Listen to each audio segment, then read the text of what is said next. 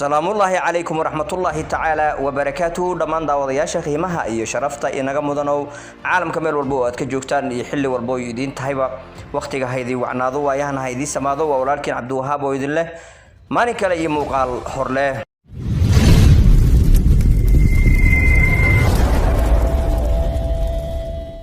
kuma santiin daawashadiina la joogiina iyo ka soo dhinac muuqashadiina intaba waan idinkaga mahad celinayaa sharaf ku noolaada meel walba oo caalamka aad kaga sugan tihiin haddii aad channelka ku cusub tahay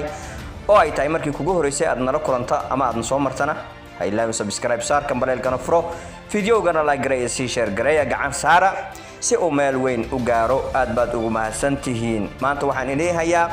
muuqaal aan anigu markii aan arkay meel la iga farxad galiyay meelna aan kala yaabay waa ogbaad aragsan waa gabadheen waa fanaanadeena waxa ay markaasi ka hadlaysaa iyadoo live ku jirto sida aanu ognahay iminka waxay u soo badatay dhinaca iyo TikTok ayay wacdarooyin iyo waaya khatar ah ka wadaa hadaba waxa isku soo hagaagay xilligan iyo xilligeedii waxaan ka wadaa iyadoo iska haysato TikTok iyo xilligan oo qamar suugaani uu yahay guur amaba uu aroostay hadaba dadkani wax soo dhamaaday ay isku dhibaan waa aragteen dad walaalo ah isjecel isgarab taagan ayaa la isku dhibaa su'aal yaab leh ayaa loo soo qoray qoraalada ka warana la yiri guurka qamar waa walaalkeed laakiin sida ay kaga jawaabtay si ka weyne waxa ay kaga jawaabtay jawaab aqli iyo maskax iyo qalbi nadiif ah u saaxiib ah anigu markii aan arkay labada shay iga soo dhaxbaxday waan idin la wadaagi doonaa dadka way u kala dhashtaan gobonimada wax badan ayaan idinkaga hayaa bal horta marka ugu horeysa muuqaalka daawasho wacan adigu danahaaga qabso adigu danahaaga raaco qof dantiisa ha ku habsaamin walaw aniga walaw qof kale tashtay walaw qof kale noloshiisa ha ku habsaamin intaad kumadkan qorayso biyo qabo cab videogan halkii iga sii socdaa sii duubaya inta samaha jeclaad baan idin jecelahay dhammaantiin salaamada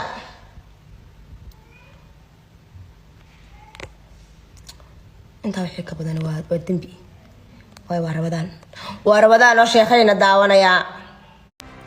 sidaas oo daawateen waxa ay markaasi ay tiri qof tashaday ha ku mashquulina biyo caba yani idinka ha ku mashquulina qamara guursaday iyo inaad anigu su'aasha dib ii weydiisaan ayay ula jeedaa labada shay aan la yaabo ee meesha ku jiro waxa ay tahay qamar iyo ugbaad iyagoo is arkayo isa soo doortay aynan anaga isku aqoonin iyaga is guursaday maanta calafkooda waa uu kala dhamaaday iyadan waa marwo nin baa qaba isagana waa uu guursaday guurkan xitaa guura ugu horeeyay oo nasiim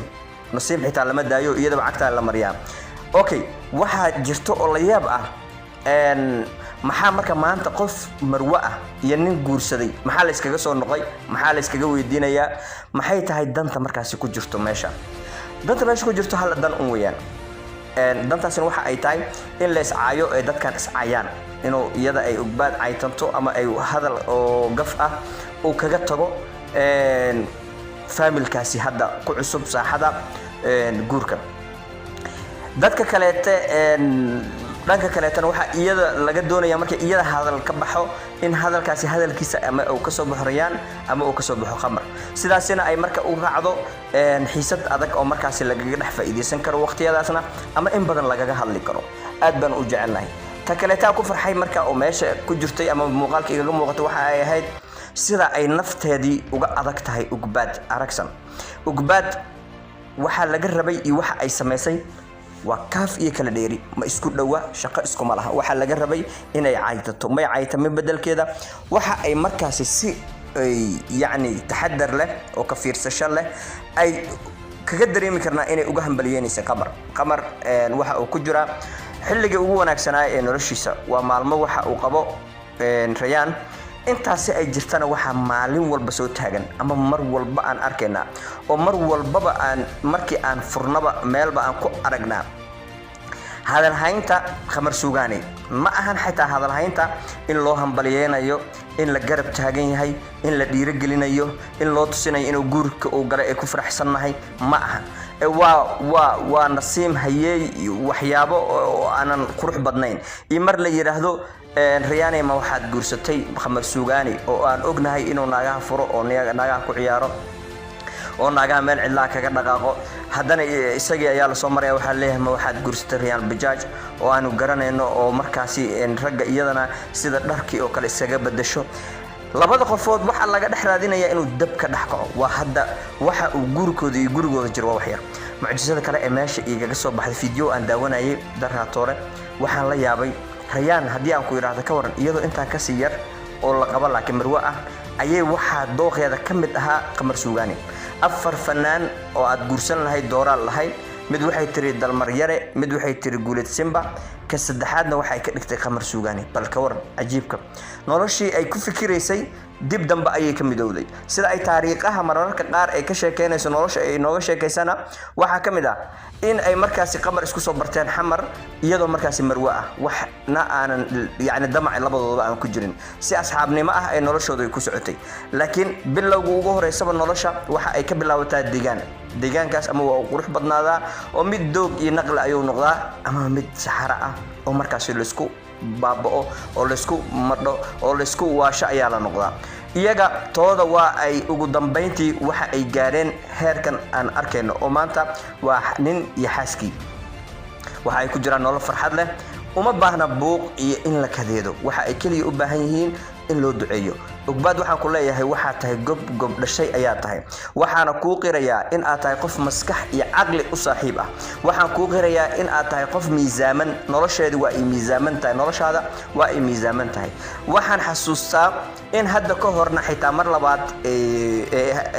yaani la raadiyay in adiga Qamar la isku keen dhufto mar ay hees soo saartay ayay ahayd waxa la raadinayay si la isku dhufto waxa la yiri heestaasi maadaama ay dayax sheegtay dayaxna waa